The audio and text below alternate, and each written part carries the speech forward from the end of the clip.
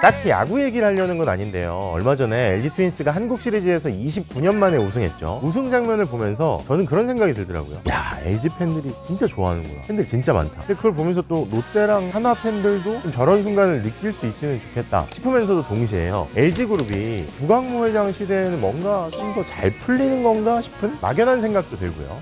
세계 최고의 무적 LG 팬 여러분, LG 트윈스가 29년 만에 드디어 우승했습니다.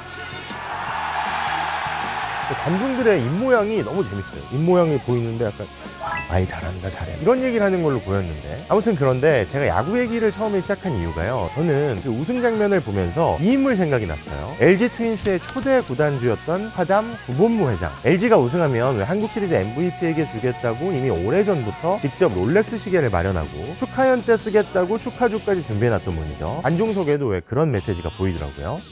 요즘에 LG가 야구마저도 우승하고 사업에서도 뭐 배터리, 자동차 전장 사업과 같은 신사업은 물론이고 가전에서도 실적이 좋아졌고 뭐 전자, 화학, 그리고 통신 서비스라는 그룹의 새 축이 다 괜찮은 거죠. 그런데 이런 결과가 나올 수 있는 씨앗들을 심었던 게 대체로 고 구본무 회장 때니까요. 사람은 세상을 떠났지만 그 씨앗들은 꽃을 피우는구나 싶은 느낌이었다고나 할까요? 자, 그래서 준비해봤습니다. 이번 주제는요, LG그룹이 겪었던 많은 시련 속에서도 씨앗을 뿌리고 나무를 심었던 사람, 그리고 존경을 받았던 기업인 화담 구본무 회장과 LG 이야기입니다.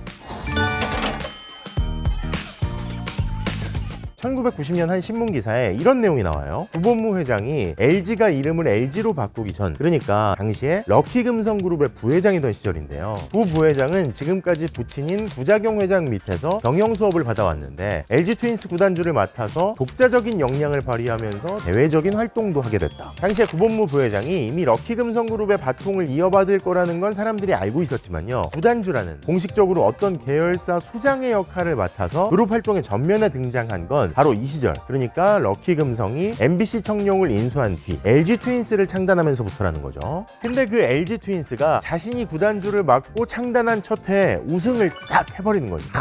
얼마나 좋았겠어요, 그죠? 원래부터 야구를 좋아했다는데 그 마음 이상으로 LG 트윈스에 대한 애정이 좀 특별할 수밖에 없었겠죠. 그런데 지금도 그렇고 영면에 들기 전에도 그렇고 왜 구본무 회장 하면 되게 어른 같은 이미지로 유명하잖아요. 그런데 이 당시에는 이분도 40대 중반이었어요. 한창 왕성하게 활동할 나이였던 거죠. 그래서 심지어 막 정경련에서 부회장에 들었을 때는 다른 그룹의 회장님들 중에서 뭐라고 하는 사람들도 있었대. 왜 뭐라고 했느냐, 아니 너무 나이가 어린데 정경련 부회장을 맡는 거 아니냐고. 아무튼 그래도 당시에는 뭐 대놓고 뭐라고 하기가 좀 어려운 분위기였죠. 일단 구본무 회장의 아버지 상남 구자경 회장이 전경련 회장에서 물러난 지 얼마 안 되는 시점이기도 했고요. 무엇보다 럭키금성그룹이, 그러니까 지금 LG그룹이 잘 나갔으니까요. 오히려 상대적으로 보면 지금보다 그룹의 위상이 더 높았다면 높았다고 할 수 있지 낮지는 않았던 것 같아요. 자산 규모로 보나 매출로 보나 당시에 럭키금성그룹은 재계 서열 3위 정도의 그룹이었고요. 지금은 4위죠. 그리고 LG 트윈스가 1990년에 이어서 1994년에 한국 시리즈에서 우승을 달성한 직후 럭키금성그룹은 LG그룹으로 이름을 바꿉니다. 럭키금성그룹에서 LG라는 이름을 처음 달기 시작한 건 LG 트윈스가 아니지만요, LG 에드가 있었어요. 당시에 LG 트윈스가 큰 인기를 얻으면서 2번을 우승한 게요, LG라는 이름 자체가 많은 사람에게 널리 알려지는데 큰 역할을 한 거죠.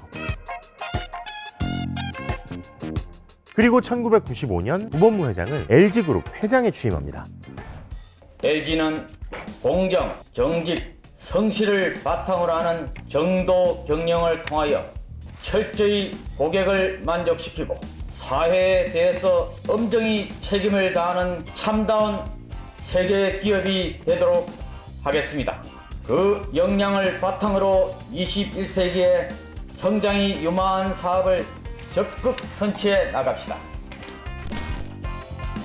자, 그런데 이렇게 밝게만 보였던 시절, 그 출발에도 불구하고요, 구본무 회장 시대의 LG그룹 앞에는 아주 커다란 숙제들, 그리고 시련들이 기다리고 있었죠. 일단 구본무 회장 취임 이후 3년도 안 돼서 IMF 외환위기가 닥쳤죠. 그리고 상대적으로 LG는 사정이 나을 거 아니야 싶던 시기에 LG에게는 만회가 어려울 만큼 커다란 시련이 닥쳐옵니다. 아시다시피 정부가 왜 구조조정을 위해서 빅딜이란 걸 추진하면서요, LG가 하고 있던 반도체 사업을 현대에 넘기라고 했잖아요. 그게 바로 현대를 거쳐 맞춰서 SK 품에 안긴 SK 하이닉스죠. 그러니까 하이닉스 반도체가 원래는 LG 거였어요. 당시 LG그룹에서 강력하게 반발하고 구본무 회장도 대통령을 직접 만난 자리에서 부탁까지 했지만요. 나라가 넘어갈 뻔했다던 시기에 LG는 반도체 사업을 정부의 입김에 접을 수밖에 없었죠. 나중에 반도체가 이렇게 커지고 잘 된 걸 생각하면 그때 이렇게 넘어간 게 사실 만회하기가 굉장히 어려운 일인 거죠. 또 2000년대 초반 국내 대기업 최초로 지주회사 체제 전환을 이루면서 찬사를 받았는데 그 시절에 신용카드 사태라는 게 터집니다. 신용카드사들의 카드 난발로 신용 불량자 수가 급기야 100만 명을 넘어섰습니다. IMF 외환위기 이후에 신용카드 규제가 완화되고요. 그러면서 소비가 늘고 막 경기 부양 효과도 생기고 세수도 크게 증가하면서 경기가 막 나아지는 것 같았는데 그럴 거 아니에요? 신용카드 사람들이 막 쓰기 시작하니까 현금으로 주던 걸 카드로 긁으니까 세금도 더 많이 거치고 사람들이 카드 있으니까 더 많이 쓰고 그랬는데 아직 경제가 다 회복되지 못한 상태에서 막 카드를 쓰니까 끝내 카드 빚을 막지 못하고 빵 터져버린 거다. 이런 평가들도 나왔죠. 당시에 카드업계 1위가 LG카드였거든요. 업계 1위였던 LG카드 등이 큰 문제가 되면서 LG는 금융업에서 손을 떼게 되죠. 난 LG카드만 써요. 또 2005년에는요 LG그룹이 57년 그러니까 3대에 걸쳐서 유지되어온 부씨와 허씨 가문의 동업을 마무리하는데요. 지금으로 보면 두 그룹인데 한 몸이었던 LG와 GS가 분리가 됐던 거죠. 원래 같은 회사였어. 당연히 자연스러운 일이라고 볼 수 있어요. LG의 부인의 창업주 그러니까 1세대 형제들도 엄청 많았고 아버지 구자경 회장 때에도 그랬고 2대 회장이죠. 또 GS그룹의 사람들도 많으니까 이분들이 대부분 럭키금성그룹이라는 한 지붕 아래서 그래도 덩치를 키우는 게 지금은 먼저다 라고 하다가 이게 싸워서가 아니라 어느덧 이제 이 많은 사람들이 각자의 길을 갈 때가 온 건데 이렇게 그룹의 사이즈를 줄이고 또 잡고 있던 사업들을 놓아야 하는 어려운 일이 구본무 회장의 임무로 왔던 거죠. 1대에서 창업을 하고 2대 회장 시절에 막 커졌는데 이게 어느덧 3대 회장 시대에는 분리가 돼야 되는 시기가 온 거예요. 당연히 어려운 일이었겠죠. 그러니까 아버지 구자경 회장이 한국 경제가 급성장하던 시기에 물론 사업도 잘했지만 외형적으로 크게 사업을 키운 다음 그 그룹의 키를 구본무 회장에게 넘겨줬는데 그런 과거의 성장의 시대에는 터지지 않았던 후폭풍이 그룹 외부와 내부 모두에서 구본무 회장을 기다리고 있었다고나 할까요? 심지어 이런 시기에 본인이 직접 일으켜서 막대한 투자를 해온 사업은 당장 성과도 안 나고 막 큰 적자까지 내고 그 사업이 뭐였을까? 배터리였어요. 지금은 LG가 배터리 사업으로 유명하잖아요. 근데 당시에는 전기차 없을 때잖아. 배터리 뭐 해봤자 뭐 팔 데도 없고 막 개발은 하고 연구개발비 막 쏟아지는데 돈이 안 들어오는 거지. 근데 이게 처음에 LG에서 어떻게 시작이 됐냐면 구본무 회장이 영국인가 해외 출장길에 2차 전지를 보게 된 거예요. 그래서 우리가 이걸 해야겠다 싶어가지고 직접 샘플을 챙겨서 한국으로 가져오고 그래서 90년대 초반부터 LG가 2차 전지 사업을 일으켜서 투자를 계속 많이 했는데 연구개발은 실제로 차근차근 이루어지고 막 뭐가 나오고 일본보다 앞선 것도 나오고 하는데 당장 돈이 안 벌렸던 거죠. 심지어 그 LG 반도체에 넘어가고 카드 사태 터지고 LG랑 GS랑 분리하던 시기 그 2005년에는 손실이 2천억이나 발생해가지고 주변에서는 다들 사업 접자고까지 하고 굉장히 구본무 회장 입장에서 난처했을 거 아니에요. 그럼에도 불구하고 이거 안 하면 미래가 없다면서 포기하지 말자고 격려하고 또 개인적인 아픔까지 그 시기에 있었어요.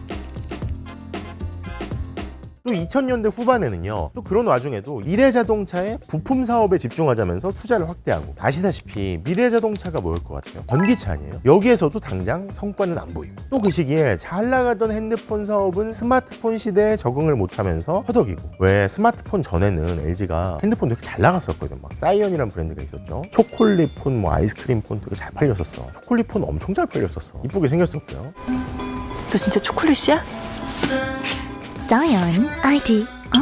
또 마침 그러던 시기를 지나는 중에 묘하게 LG 트윈스도 힘을 못 썼죠. 그때 유명한 숫자가 있잖아요. 666, 8587, 667 이 시기죠. 순위잖아요. 10년 동안 계속 막 바닥을 막 헤매는 거지. 그 잘했던 LG 트윈스가. 그러니까 무슨 말이 나오냐면 LG 트윈스는 해체해라. 이 얘기 막 지금까지도 사람들이 막 계속 했잖아요. 그리고 LG 그룹으로 이게 막 옮겨가서 트윈스도 그렇고 LG 그룹도 그렇고 사업들도 막 LG가 이제 예전 같지는 않은가 보다. 그런 얘기들이 계속 그 이후에도 쭉 나오는데 그런데 제가 이번에 다시 자료를 찾아보다가 놀랐던 건요. 바로 그러던 시기를 지나던 2012년에 구본무 회장이 공식적으로 이런 얘기를 내놨던 부분이었어요. 다들 어렵다고 하던 시기잖아요. 근데 뭐라고 했냐면 지금 씨를 뿌리지 않으면 3년, 5년 후를 기대할 수 없습니다. 확신과 용기를 가지고 과감하게 미래에 투자해야 합니다. 아니 지금 현재가 꺾여가고 있는 것 같은데 무슨 미래야, 사람들이 막 그런 얘기를 했겠지. 그러면서 LG가 사업적으로 막 주목을 되게 받았다기보다는요, 제품이나 서비스보다는 구본무 회장이 사재를 털어서 만들었다는 의인상으로 칭송을 받고, 또 편법이나 불법을 해야 1등을 할 수 있다면 차라리 1등을 안 하겠다던 이야기, 청문회에 나가서도 꼿꼿했던 태도 등으로 구본무 회장과 LG그룹이 사람들의 존경을 받고 호감을 사고 약간 안타깝다는 마음까지 들게 했지만, 동시에 LG는요, 저 그룹은 1등에는 사실 관심이 없는 거 아니냐, 이런 자조 섞인 이야기가 안쪽에서도 흘러나오고 사람들에게 듣게 되고. 하지만 그때도 구본무 회장은 어떻게 나왔느냐, IMF 이후에 LG가 반도체 사업을 잃게 됐을 때도 그랬듯이, 그때도 사람들이 물어보면 굉장히 막 속이 막 부글부글 끓고 막 열받았을 거 아니야. 기자들이 와서 막 물어보는데 그냥 뒷짐지고 이렇게 있어, 담담하게. 개인적으로 또 사업적으로 어려운 상황에 처했을 때도 그랬듯이 한결같은 모습을 보였습니다. 담담하고 묵묵하게. 자, 그런데 그랬던 구본무 회장이 2018년 영면에 들고 나서요, 그때 개인적으로는 놀랐던 게, 과거에 왜 소비더머니 초창기에도 LG편에서 말씀을 드렸지만 구본무 회장 돌아가셨다고 해가지고 전화를 하는데 임원들이 막 울고 있는 거야, 직원들이. 그래서 아니 회장님 돌아가셨다고 이렇게 우나? 아무리 모시던 분이라고 해도. 근데 진짜 그냥 우는 게 막 엉엉 우는 거야. 그래서 이분은 뭔가 좀 다른가 보다 이런 생각이 들었었는데, 아무튼 구본무 회장 타계 이후에 구본무 회장 때 씨를 뿌린 일들이 싹을 틔우고 마치 꽃을 피우듯이요, 그의 시대에 LG가 투자했던 일들이 다시 조명을 받기 시작하죠. 구본무 회장 체제 20여 년간 LG그룹이 사업 구조를 전자, 화학, 통신 서비스로 정리 개편했는데요, 구본무 회장이 미래 산업으로 꼽았던 전장, 직접 일으켰던 배터리를 중심으로 LG가 좋은 실적을 보이고, 또 가전에서도 중국에 완전히 밀리는 거 아니냐, 삼성한테 안 되는 거 아니냐, 그런 소리를 듣는데, 그런 와중에도 틈새 시장을 공략하고 새로운 제품들을 내놔서 좋은 호응을 얻고 또 좋은 실적을 보이고, 그게 쌓이면 생각보다 되게 큰 거죠. 그러면서 이전과는 뭔가 좀 다른 시선을 받는 중이죠. 또 한편으로는 그렇게 부진해가지고 해체하라는 말이 막 빗발치는 와중에 다른 기업들에서는 아니 프로스포츠 구단이 자기네 살림도 책임을 못 지면 그게 무슨 프로냐면서 지원을 줄이는 모습을 보였는데도요, 이렇게 막 다른 기업들이랑 비슷한 행보를 보이는 게 아니라 당연히 팀을 해체했던 것도 아니고요, 다시 LG 트윈스가 우승하면 주겠다면서 오랜 시간 선물을 보관하고 투자를 지속하고, 그리고 그렇게 기다려준 팀은 29년 만에 우승을 하고 보관했던 선물도 주인을 찾았죠. 그때 그 롤렉스가 모습을 딱 드러냈을 때 저거였구나, 어떤 모델인지 굉장히 궁금했었거든요.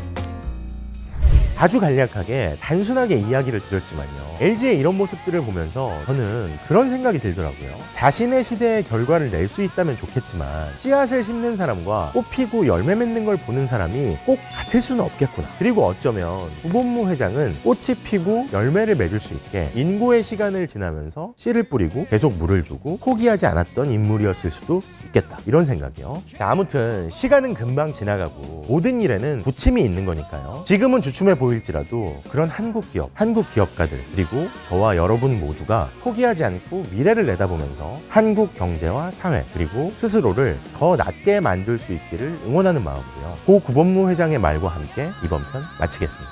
사업 성과에 대한 LG의 판단 기준은 한 해 동안 거둔 이익만이 아닙니다. 얼마나 많이 씨를 뿌리고 시장을 이끄는 시도를 했는지가 더 중요한 기준입니다. 가치 있는 실패는 인정해줘야 합니다. 국민과 사회로부터 존경받는 기업이 됩시다. 그 어떤 순간에도 고객이 최우선이라는 우리의 핵심 가치는 변하지 않아야 합니다. 고객이 진정으로 원하는 가치를 마음이 움직일 수 있도록 전달하고, 고객조차 인식하지 못했던 획기적인 가치를 지속적으로 만들어낼 때 어느새 고객은 LG의 팬이 돼 있을 것입니다.